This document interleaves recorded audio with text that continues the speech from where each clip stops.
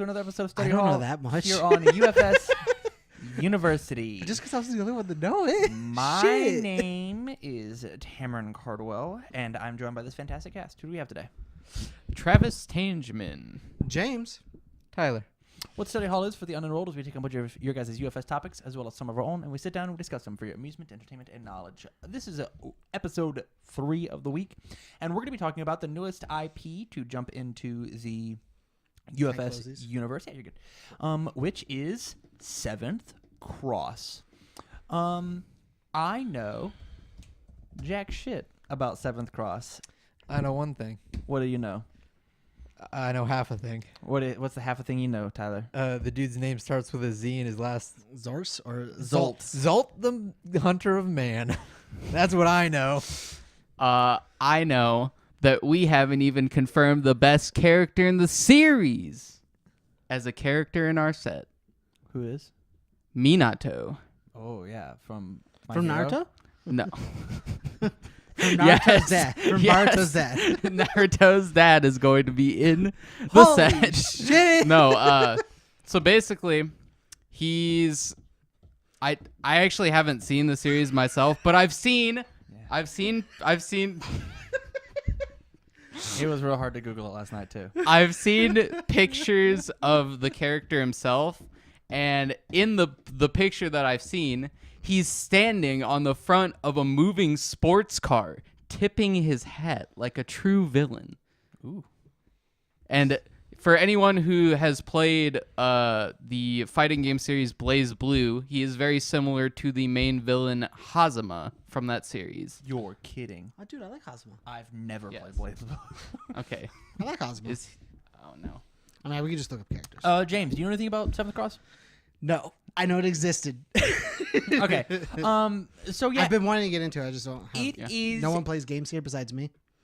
No one plays this game here. Hey, Tam, how many times have you played Exceed with me?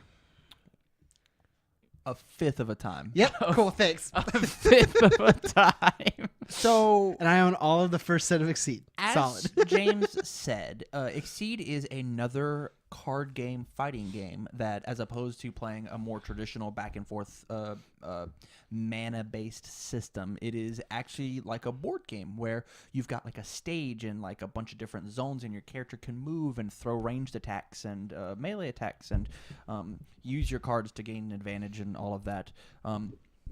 Obviously, we have not a lot of knowledge about 7th Cross, but we do know UFS. Mm-hmm. And so are you excited for 7th Cross? What's the pros and cons of 7th Cross being in the game? Let's get a little stimulation and talk about what the fuck this is.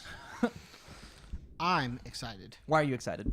Because the entire thing is just like Indites, an entire world that doesn't have a lot of coverage. Okay. Which means, like, worse, like a lot of the players that haven't played Exceed or checked out 7th Cross are going to be seeing a lot of things they've never seen before. It's like getting new to a game. Like, you never watched Bebop before, like, the Bebop set was announced. Yeah, totally. Like, just looking at all of that and not knowing what it was is just something new. Yeah. And I watched all of the Mortal Kombat X trailer on YouTube, on the story on YouTube. I mean, you also did watch all the Darkstalkers stuff, too. I did watch all the Darkstalkers. Those were cool.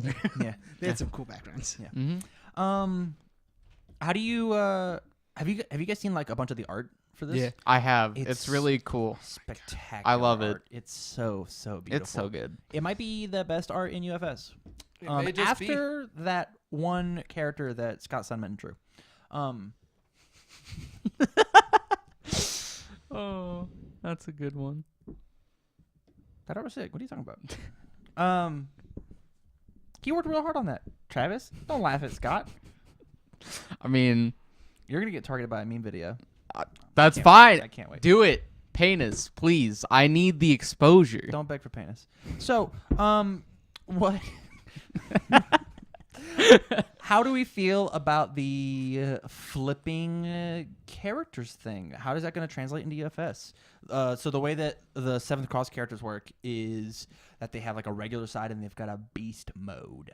Do you think that we're going to have flipping character cards? Do you think we're gonna have the upside down character cards? Do you think they'll just character stack? Do you So I think attachment zone shenanigans? I think that there are 2 ways that they could possibly do this. Tell me these 2 ways, Travis. So the first way is they do it like Magic did Werewolves, which is there's a certain condition you have to meet, Okay. and then during your next standby phase, or in this case, ready phase, then your character flips over if you've met this certain condition. Okay. And then at the next turn, if you didn't meet the condition, Yes. it flips back over. I do not believe that'll be how it works. Okay. Do you know why? Why? Because unless they just don't have control checks, you can't buddy block with them. Yeah. Because they're not the same card of the They're on back. the same back. Okay. Unless we do the same thing as Magic does, and we have a list of, hey, this is your character, and then we have these characters off on a sideboard or whatever, right? Yeah. Which does not sound like something Jaska would do. Okay. Well, number 2. I What's think- the second thing? James, what do you think first? I think it's just gonna be an Omniel thing. Okay. Like Omniel, the way Omniel works was you had to have, I believe you had to have both of the 2 separate angels. Whose names were? I completely forgot their names. Like too. Alara and... Alara and like Scythe or something like that. Sarith. Sarith? Alara and Sarith. And then you had to have both of those, and you played an action, and then you discarded those, and then from any of your game zones, which at the time was broken, any of your game zones, and played Omniel. Because any of your game zones could be your sideboard. Yeah. Magic has those effects too, and they're pretty broken most of the But time. it doesn't work anymore. But like you Yeah. just got rid of it, and Omniel became your new starting character. So you think that's what's going to happen is we're going to get rid It's of going our to be starting something character? like that style. Like Okay. it's going to replace itself. I'm down. I'm down for that. Like I think it's the only fair way to do it. Like Okay. either that or just stack. I also know Jason has like gone on record saying that he's never gonna add the like dual card types Yeah. into the game again. yeah. Like Which is good. UFS used to have like attacks, Okay. and so this that card is was an my attack, second and it is idea. also an action, and you could use its ability however, like before Jasko ever took over the Yeah. game. Yeah. Jason's gone on record saying that's Yeah, never okay. gonna happen. Yeah. Well, like, we now that can't- I know that was the second idea, and that's out the window too. Yeah, I think it definitely is. They're going to be probably separate cards. Like we have Heidi, and she does the Yeah. same thing. I mean, we Yeah. also still don't know what Gage does at time of recording. Nice transition. So, we've got 2 new keywords, Gauge and Frozen. Mm-hmm. What are these keywords going to do? I think Frozen is just going to be choose a foundation, tap it, it doesn't ready during the next ready. So, like a better stun. Yeah. So you think stuns is going to leave then, or? I don't think Stun's going to leave. I think it's going to be a different mechanic. Like, I think Frozen is actually going to have a cost to it. Ooh. So, like, maybe you have to commit one of your own foundations. Ooh. That'd be Yeah. interesting. Because Interesting. most of our our abilities have costs to them. I think Stun and Reversal, which Reversal technically has a The cost. cost is playing the card. Yeah, the cost is playing the card. So, like, almost all of them except for Stun have a cost. Okay. That's a very fair observation. That's what we're looking for. Okay. What about Gauge? James, what do you think Gauge does? Gauge. I wasn't paying attention at all. Sorry. Okay, so Gauge can either like I'll do that later.